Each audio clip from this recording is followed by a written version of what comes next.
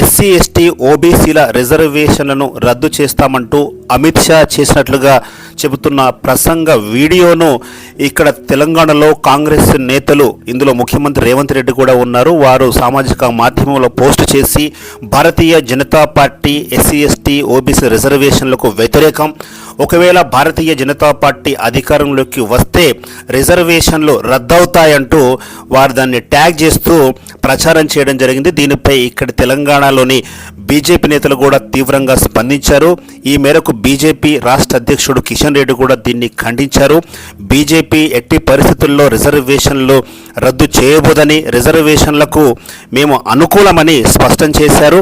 అదేవిధంగా కాంగ్రెస్ నేతలు RSS BJP కలిపి ఈ రిజర్వేషన్లను రద్దు చేయడం కుట్ర జరుగుతోంది అంటూ చేసిన ప్రకటనలపై ఆర్ఎస్ఎస్ కూడా స్పందించింది. ఆర్ఎస్ఎస్ చీఫ్ మోహన్ భగవత్ కూడా దీనిపై స్పందించారు. మేము ఎప్పటికి కూడా ఎస్సీ ఎస్టీ ఓబీసీ రిజర్వేషన్లకు వ్యతిరేకం కాదు, రాజ్యాంగంబద్ధంగా అవి అమలవుతున్నాయి, దానికి మేము అనుకూలమంటూ ఆయన కూడా స్పష్టీకరణ చేశారు. కాకపోతే దీనిపై ఢిల్లీ పోలీసులకు ఫిర్యాదు అందింది. అమిత్ షా చేసినట్లుగా చెప్తున్న ఆ వీడియో మార్ఫింగ్ గురైంది, అందులో మార్పులు చేర్పులు జరిగాయి. అమిత్ షా మాట్లాడింది ఒకటైతే మరొక దానిలో చూపించడం జరిగింది. దీనిపై ఫిర్యాదులు అందుకున్న ఢిల్లీ పోలీసులు దానిపై స్పందించారు. ఈ మేరకు కాంగ్రెస్ నేతలకు నోటీసులు కూడా జారీ చేయడానికి ఢిల్లీ పోలీసులు హైదరాబాద్ చేరుకున్నారు. హైదరాబాద్లో ముఖ్యమంత్రితో సహా కాంగ్రెస్ నేతలకు నోటీసులు ఇచ్చే పనిలో ఉన్నారు. వచ్చే నెల 1వ తేదీన తమ వివరణ ఇవ్వాలని కూడా ఢిల్లీ పోలీసులు ఆ నోటీసులో పేర్కొన్నట్లుగా చెబుతున్నారు. ఇది ఏమైనా కూడా ఒక వీడియోను కేంద్ర హోంమంత్రి, బీజేపీ సీనియర్ నేత, అలా అంతటి స్థాయి నాయకుడి యొక్క వీడియోను మార్ఫింగ్ చేసి దాన్ని మార్చి ఎస్సీ ఎస్టీ ఓబీసీల రిజర్వేషన్లను రద్దు చేస్తామంటూ చెబుతున్నట్లుగా ఆ వీడియోను ఎడిట్ చేయడం జరిగింది. దానిపై కేంద్ర హోంమంత్రిత్వ శాఖ సీరియస్ తీసుకుంది, మరి ఫిర్యాదు కూడా చేయడం జరిగింది. దీనిపై ఢిల్లీ పోలీసులు కూడా దాన్ని స్పందించారు. అంటే వచ్చే నెల 1వ తేదీన కాంగ్రెస్ నేతలు దీనిపై వివరణ ఇవ్వాల్సి ఉంటుంది.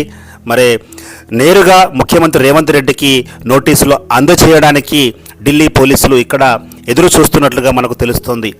అయితే రిజర్వేషన్ల విషయము ఎప్పటి నుంచి వివాదంలోకి వచ్చిందంటే, ఎన్నికల ప్రచార సందర్భంగా ప్రధానమంత్రి నరేంద్ర మోదీ రాజస్థాన్లో జరిగిన ఒక సభలో చేసిన వ్యాఖ్యల ద్వారా తర్వాతనే ఈ రిజర్వేషన్లపై దేశవ్యాప్తంగా చర్చ జరిగింది.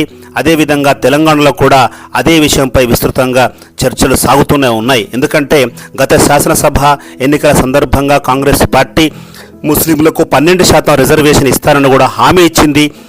గతంలోనే వైఎస్ రాజశేఖర రెడ్డి ప్రభుత్వం బీసీఈ కోటా కింద 4% రిజర్వేషన్లను మైనార్టీలకు ఇవ్వడం జరుగుతోంది. అయితే రాజ్యాంగం ప్రకారం మత ప్రాతిపదికన రిజర్వేషన్ ఇవ్వడం కుదరదని బీజేపీ వాదిస్తూ వస్తుంది. కేవలం హిందూ సామాజిక వర్గంలోని ఓబీసీ ఎస్సీ ఎస్టీలకే అర్హత ఉంది కాబట్టి మత ప్రాతిపదికన ఎవరికి కూడా రిజర్వేషన్లు ఇచ్చే అవకాశం లేదు, దాన్ని వ్యతిరేకిస్తాం. ఎక్కడైనా కూడా మైనార్టీలకు రిజర్వేషన్లు కల్పిస్తే దాన్ని రద్దు చేస్తామంటూ వారు చేసిన ప్రకటనలకు పోటీగా డైలామాల పడ్డ కాంగ్రెస్ పార్టీ అమిత్ షా ఏదో సందర్భంలో చేసిన ప్రసంగాన్ని మార్చి రిజర్వేషన్లు రద్దవుతాయంటూ దాన్ని చిత్రీకరించి మరి సోషల్ మాధ్యమంలో పెట్టడం, దాన్ని తీవ్రంగా అభ్యంతరం వ్యక్తం చేసిన మరి కేంద్ర హోంమంత్రిత్వ శాఖ మంత్రులు మరి అమిత్ షా దీనిపై స్పందించి మరి ఢిల్లీ పోలీసుల దృష్టికి తీసుకువెళ్లడంతో పోలీసులు మరి కేసు నమోదు చేసి మరి నోటీసులు కూడా జారీ చేయడం జరిగింది. మరి ఆరోపణలు చేస్తూ చెయ్యని ఆరోపణలు చేసినట్లుగా చూపించడం అనేది మరి అది వ్యక్తిగతంగా నేరమే అవుతుంది. మరి కేంద్ర హోంమంత్రి యొక్క స్పీచ్నే మార్ఫింగ్ గురి చేస్తే మరి సాధారణ వ్యక్తుల పరిస్థితి ఏమిటి అనేది కూడా మనకు దిక్కుతోచిన ప్రశ్నగా ఉంది. రాజకీయ నాయకులు ఒకరిపై ఒకరు విమర్శలు చేసుకోవచ్చు, రిజర్వేషన్లపై తమ యొక్క అభిప్రాయాలను వెల్లడి చేయవచ్చు, కానీ నేతల యొక్క స్పీచ్లను మార్ఫింగ్ చేయడం అనేది ఏమాత్రం కరెక్ట్ కాదు. మరి ఇది ఏమైనా కాంగ్రెస్ నేతలు ఇప్పుడు ఢిల్లీ పోలీసులకు సమాధానం చెప్పుకోవాల్సిన పరిస్థితి ఏర్పడింది.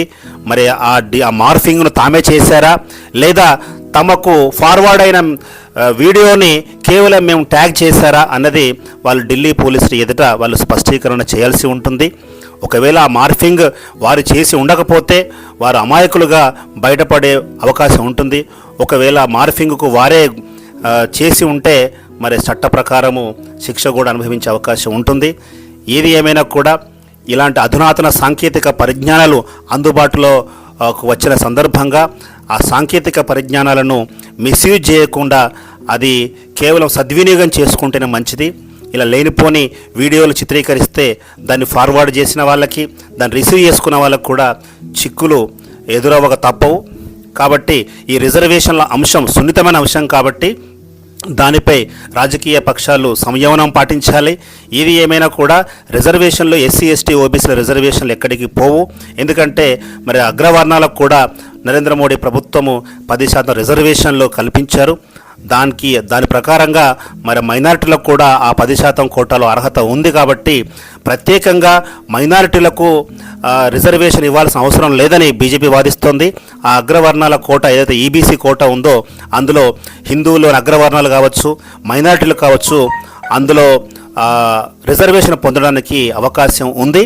కాబట్టి భారతీయ జనతా పార్టీ కూడా ఏ వర్గానికి కూడా వ్యతిరేకం కాదు. పరోక్షంగా వాళ్ళకి అగ్రవర్ణ కోటాల్లో మైనార్టీలకు కూడా అవకాశం ఉంది. దీనిపై అందరూ కూడా ఆలోచించుకొని సంయమనం పాటించాల్సిన అవసరం ఉంది.